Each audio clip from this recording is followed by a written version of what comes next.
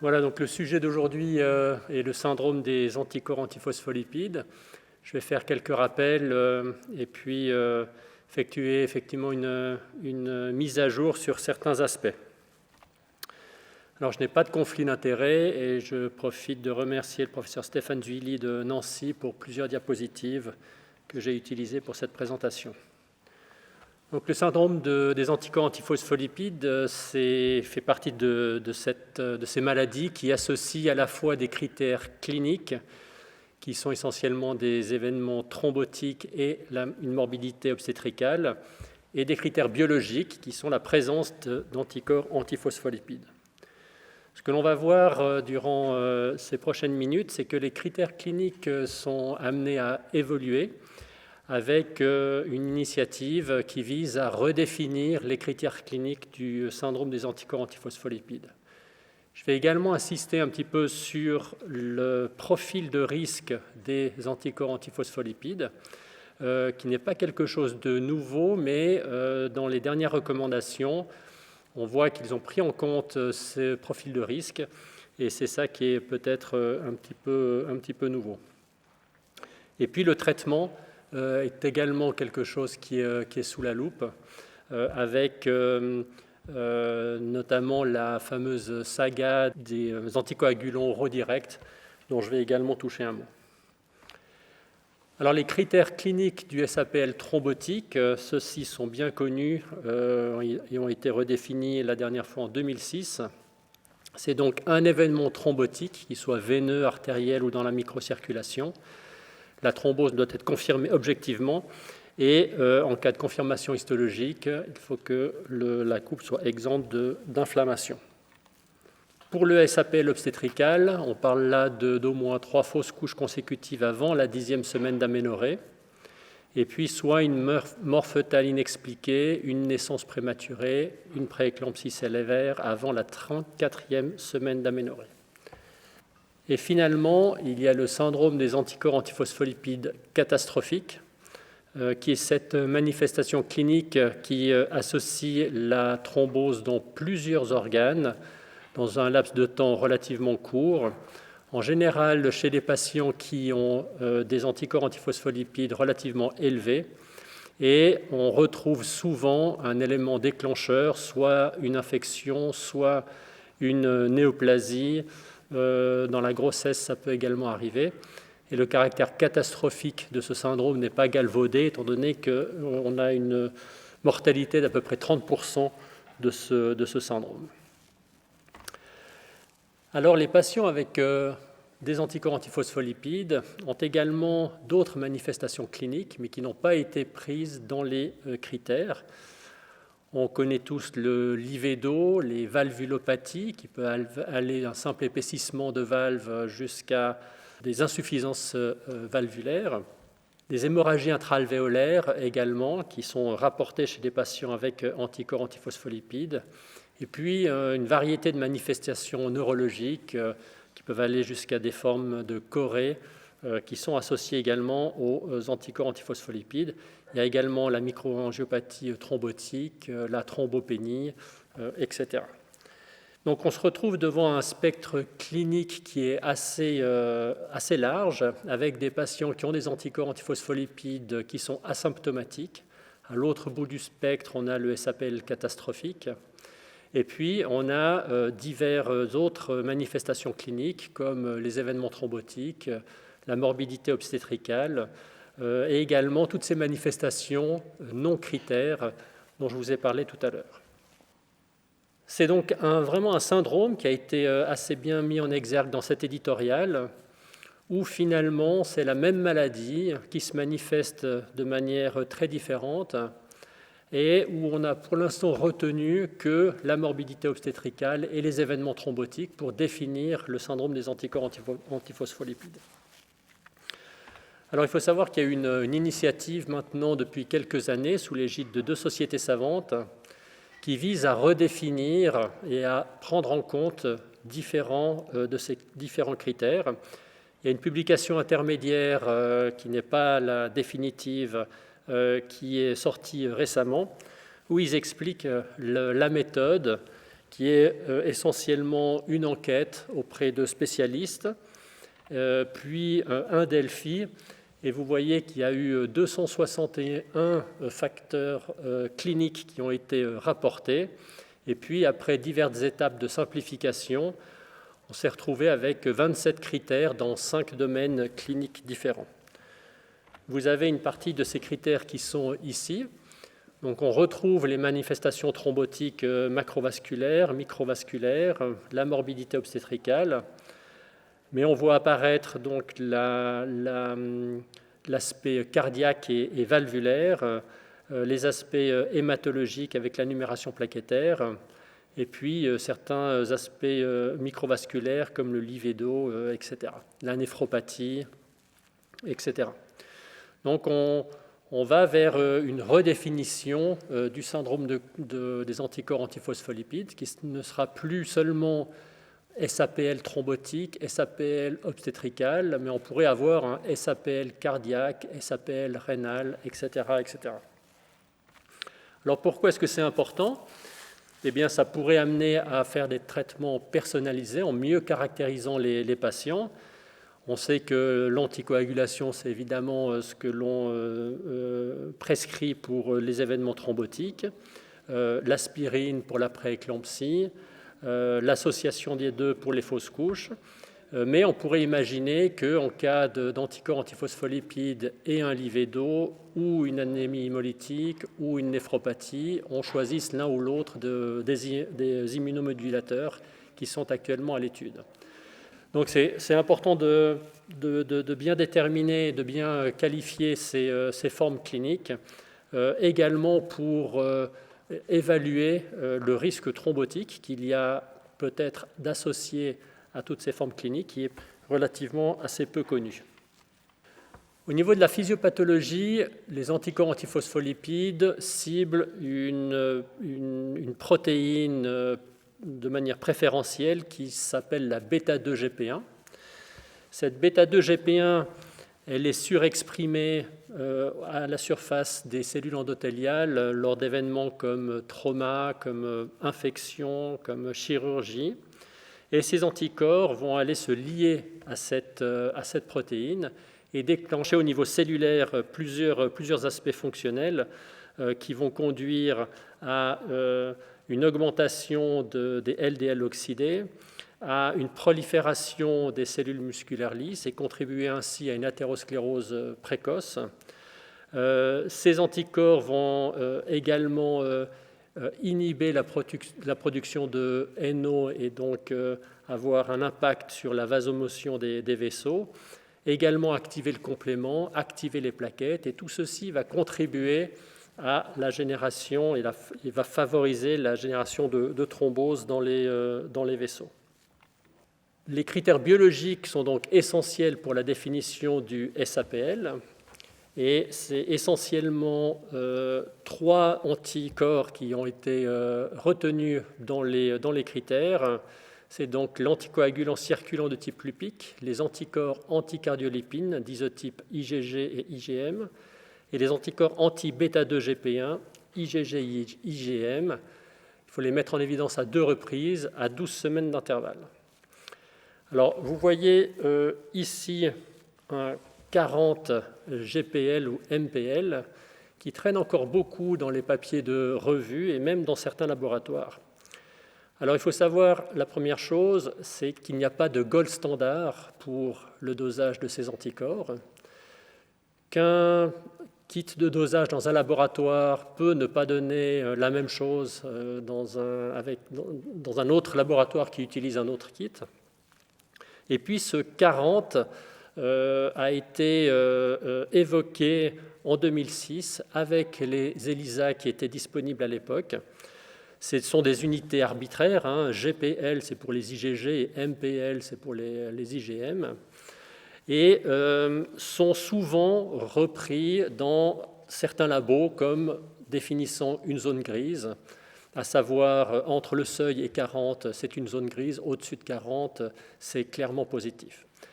Alors, ce qui est admis, en fait, et ce qui est proposé, c'est d'utiliser comme seuil le 99e percentile de la distribution des anticorps dans une population saine. Ce 40-là s'adaptait peut-être à certains ELISA il y a une vingtaine d'années, mais plus du tout maintenant. Ils ne peuvent en aucun cas être transposés aux méthodes de dosage que l'on a actuellement. Donc je vous propose de l'oublier, ce 40, et d'utiliser le 99e percentile de la distribution d'une population saine, comme c'est le cas pour les anti-bêta-2 GP1. Les recommandations disent qu'il faut doser en tout cas 300 volontaires sains, parce qu'il y a une déviation vers la gauche de la distribution, et puis vous voyez que le 99e percentile, il y a plus grand monde, et donc pour avoir des intervalles de confiance assez étroits, il faut beaucoup de personnes. Ici, l'Acustar, c'est un appareil qui est largement utilisé, qui est standardisé, automatisé, dans plusieurs laboratoires, et vous voyez que le constructeur a mis 20 unités comme seuil au-dessus duquel le test est positif. Si on s'intéresse aux intervalles de confiance, vous voyez qu'ici, qui varient du simple au double, et dans une initiative internationale, nous avons augmenté ce 250 à plus de 600, de manière à affiner les seuils avec des intervalles de confiance beaucoup plus étroits. Donc vous voyez que non seulement vous ne pouvez pas comparer de laboratoire en laboratoire si les tests ne sont pas les mêmes, mais en plus, même avec ce test-là, il se peut que certains labos conservent toujours ce seuil de 20 et qui ne correspond pas au seuil que l'on a ici au HUG. Donc le message important, c'est d'utiliser toujours le même laboratoire pour suivre le même patient, parce que sinon ça va poser des problèmes. Et tant qu'à faire, autant utiliser un laboratoire qui a les bons seuils, comme le laboratoire d'hémostase THUG. Un autre paramètre important, c'est la présence d'anticoagulants oraux directs pour le dosage du lupus anticoagulant. Ces anticoagulants font des faux positifs, et une bonne partie des anticoagulants lupiques positifs que l'on rend au laboratoire le sont à cause de ces anticoagulants oraux directs que le laboratoire ne sait pas. Souvent, ce n'est pas noté le type de traitement, et donc on peut rendre faussement CLA positif. Vous voyez ici que c'est surtout le cas avec le dabigatran, le rivaroxaban ici en fonction de la dose, un petit peu moins avec l'apixaban. Mais disons, le message, c'est de faire attention au prélèvement. Alors, on a des moyens. Dans quelques semaines, on aura ce produit qui est une sorte de charbon et qui permet d'éliminer les anticoagulants oraux directs dans le plasma, de telle manière à ce que les plasmas, les résultats de LA redeviennent négatifs, sauf s'ils sont réellement positifs, bien sûr. Mais là, encore une fois, il faut avertir le laboratoire que le patient est sous anticoagulant oraux direct, de manière à ce qu'on puisse faire cette procédure. OK, alors maintenant, au niveau du profil des anticorps antiphospholipides, un élément important, c'est la stratification du risque. La stratification du risque dépend du type d'anticorps, du nombre d'anticorps, de l'isotype et également du titre. Un ACL isolé est associé à moins de risque que lorsqu'on a les 3 APL, ce qu'on appelle les triples positifs, avec anticorps anti-bêta-2, anticorps anticardiolipine et lupus anticoagulant. L'isotype IgM est également moins thrombogène, on va dire, par rapport à l'isotype IgG. Et bien sûr, lorsqu'on a un faible titre juste au-dessus du seuil, c'est probablement moins thrombogène également que lorsque on a les 3 anticorps à titre élevé. Alors, ça a été montré dans plusieurs études prospectives. Vous avez ici un suivi de patients qui ont eu une thrombose idiopathique. Et après l'arrêt de l'anticoagulation, vous avez ici les patients qui n'ont pas d'anticorps antiphospholipides. Ici, les patients qui ont eu au moins une fois à l'une des 2 évaluations un anticorps antiphospholipide. Et puis ici, des patients qui ont eu en tout cas 2 anticorps antiphospholipides de positifs. Donc ça montre bien que le profil des anticorps antiphospholipides peut avoir une influence sur le risque de récidive chez des patients qui ont déjà fait un événement thrombotique, mais également chez des patients qui n'ont pas fait d'événement thrombotique, et notamment les patients qui sont triple positifs, avec ici une cohorte de patients sans antécédents d'événements thromboemboliques qui ont des anticorps antiphospholipides. Et vous voyez que les triples positifs sont beaucoup plus à risque que ceux qui n'en ont qu'un par rapport aux sujets normaux. C'est particulièrement le cas lorsqu'il y a des facteurs de risque qui potentialisent ce risque, et comme le fait d'être un homme ou avoir des facteurs de risque thromboemboliques veineux. Alors se pose la question de la prévention chez ces patients qui n'ont pas fait d'événements thrombotiques, et une méta-analyse sur données individuelles de 5 cohortes avec presque 500 patients a pu montrer que oui, l'aspirine chez ces patients-là pouvait être bénéfique pour prévenir les événements thrombotiques.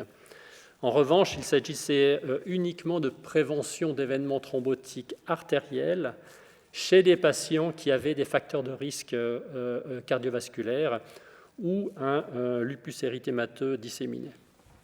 Et donc ça se retrouve dans les recommandations où justement il y a cette notion de profil de risque qui a été introduite. Et pour donc le profil de risque, le profil des anticorps antiphospholipides à haut risque le sont lorsque le lupus anticoagulant est présent ou lorsqu'il y a en tout cas 2 anticorps anticardiolipine et anti-bêta-2-GP1. Et bien sûr, les triples positifs sont également à risque. Et chez ces patients-là, la prévention primaire par aspirine est recommandée s'il y a en plus des facteurs de risque cardiovasculaire ou un lupus. Lorsque le profil de risque des APL est non élevé, alors on peut envisager l'aspirine chez les patients avec lupus. Et en général, on ne le prescrit pas dans les autres situations. Lorsque un patient a fait un événement thromboembolique, eh bien c'est l'anticoagulation. Classiquement, ce sont les AVK qu'on utilise avec un INR entre 2 et 3 et que l'on maintient au long cours si la thrombose est idiopathique, en tout cas tant que les anticorps sont positifs. L'intensité de l'anticoagulation a fait débat et il fut un temps où on proposait plutôt un INR entre 3 et 4, mais cette approche s'est montrée finalement sans bénéfice clinique sur la prévention. Par contre, ça a augmenté sensiblement les hémorragies, donc c'est un INR entre 2 et 3 que l'on vise pour ces patients. Pour les événements thrombotiques artériels, les recommandations sont d'utiliser les AVK également, avec un INR entre 2 et 3, éventuellement ajouter de l'aspirine en fonction du profil de risque des patients. Et il y a également une option d'augmenter l'intensité de l'anticoagulation en visant un INR entre 3 et 4. Alors, dans l'unité d'hémostase, ce que l'on fait, c'est qu'on privilégie l'anticoagulation par AVK avec un INR entre 2 et 3. Et dans les rares cas où il y a une récidive, ou chez les patients qui sont particulièrement à risque avec une artériopathie extrêmement sévère, et dans les rares cas donc, où il y a une récidive sous anticoagulant, à ce moment-là, on ajoute l'aspirine ou éventuellement on augmente l'intensité de l'anticoagulation. Pour le SAPL obstétrical, même s'il y a finalement assez peu d'études bien conduites permettant d'objectiver le bénéfice des héparines de bas poids moléculaire, c'est tout de même ce traitement-là qui est prescrit. Dès que le test de grossesse est positif, tout au long de la grossesse. L'association avec l'aspirine a montré une augmentation de l'incidence de naissance vivante. Donc on associe vraiment les deux, aspirine et héparine de bas poids moléculaire, à dose prophylactique. Si bien sûr la patiente a fait un événement thrombotique, À ce moment-là, c'est l'HBPM thérapeutique que l'on va proposer durant la grossesse, et éventuellement en association avec l'aspirine, notamment s'il y a des antécédents de prééclampsie.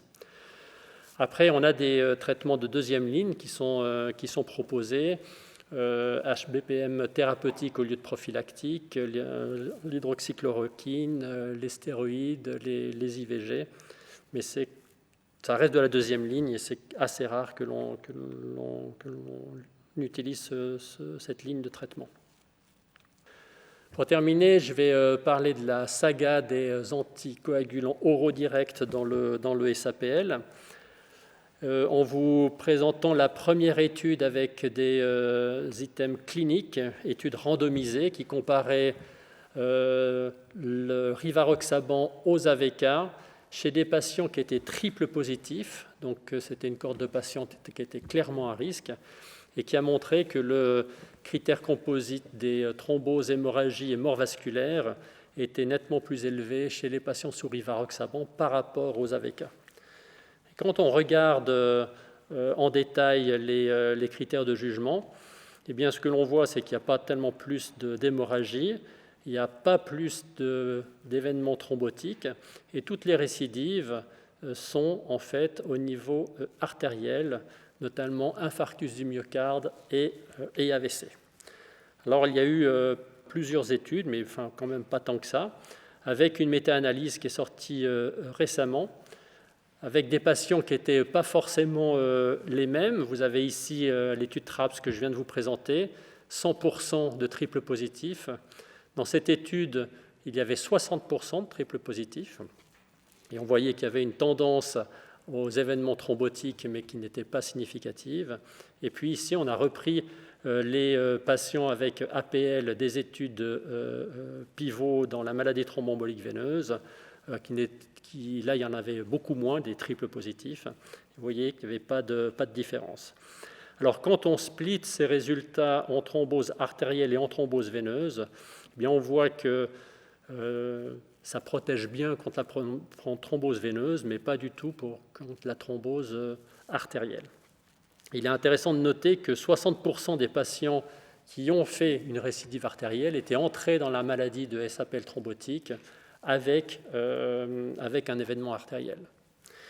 Et donc, ces résultats ont conduit à des recommandations, notamment recommandations de l'ISTH, qui interdit les ACOD aux patients avec SAPL triple positif, ceux qui ont fait une thrombose artérielle, quel que soit le profil d'APL, ou une thrombose des petits vaisseaux, ou une maladie valvulaire. Il a été montré que ces deux derniers items étaient un facteur de risque pour une récidive de thrombose artérielle également. Pour les autres, on discute. Ce qui est dit dans ces recommandations, c'est que pour les patients qui n'ont pas un profil d'APL à risque, qui ont fait un événement veineux, bien sûr, et puis si tout se passe bien depuis plusieurs mois et que le patient est content de son traitement, on peut discuter, on ne va pas forcément le switcher avec un AVK. Mais disons qu'il y a une porte ouverte, si on veut bien, en fonction du profil de risque et du type d'événement thrombotique qui a été fait. Alors, quel est l'avenir ? Je n'ai pas parlé des autres anticorps antiphospholipides, parce qu'il y en a d'autres. Il y a l'isotype IgA, il y a des anticorps antiphosphatidylsérine, antiphosphatidylethanolamine, antiprothrombine, etc., etc. Ces anticorps n'ont pas été retenus dans les critères pour plusieurs raisons. La première, c'est qu'il y a probablement encore moins d'études montrant leur effet pathogène. Une deuxième étude, une deuxième raison, et c'est notamment la raison pour les IgA, c'est qu'en général, ils sont accompagnés des autres anticorps, donc ce n'est pas la peine d'aller les rechercher spécifiquement, étant donné que les patients avec seulement un isotype IgA n'ont pas montré un risque thrombotique plus élevé. Et puis, il y a d'autres études qui montrent que certes, ça augmente le risque thrombotique, mais finalement, l'importance de cette augmentation est peut-être plutôt mineure. Alors, dans l'initiative de redéfinition des critères cliniques dont je vous ai parlé, il y a également un volet biologique. Et pour l'instant, il n'y a encore rien de définitif, mais pour l'instant, il n'y a pas l'air d'y avoir d'autres anticorps qui vont être inclus dans la définition du SAPL. On est même plutôt en sens inverse, où la question est de savoir si l'on va conserver les anticorps anticardiolipines d'isotype IgM pour le SAPL thrombotique uniquement. Néanmoins, il faut savoir que ça existe. Personnellement, j'ai déjà envoyé dans certains autres labos une recherche pour ce type d'anticorps lorsque la clinique était vraiment très très bruyante pour un SAPL et qu'on ne trouvait pas d'anticorps antiphospholipides. L'avenir, c'est essentiellement au niveau des traitements, avec plusieurs études en cours qui visent à faire une immunomodulation dans différentes situations, la néphropathie aux APL, le CAPS, le SAPL réfractaire, etc. Donc en conclusion, j'espère vous avoir convaincu que le SAPL était une maladie hétérogène. Il ne se restreint pas au SAPL thrombotique et obstétrical. Il y a probablement l'année prochaine, je pense, des nouveaux critères de classification qui devraient faire leur apparition, qui pourraient donner lieu à des traitements personnalisés. L'importance du laboratoire, j'insiste encore une fois, toujours faire vos dosages dans le même laboratoire pour pouvoir comparer les résultats. Et puis, la stratification du risque, c'est quelque chose d'important qui a une implication pour le traitement des patients, notamment le type d'antithrombotique que l'on va donner, étant donné qu'on reste plutôt aux anciens en termes d'anticoagulation. Voilà, j'ai terminé et je réponds volontiers à vos questions.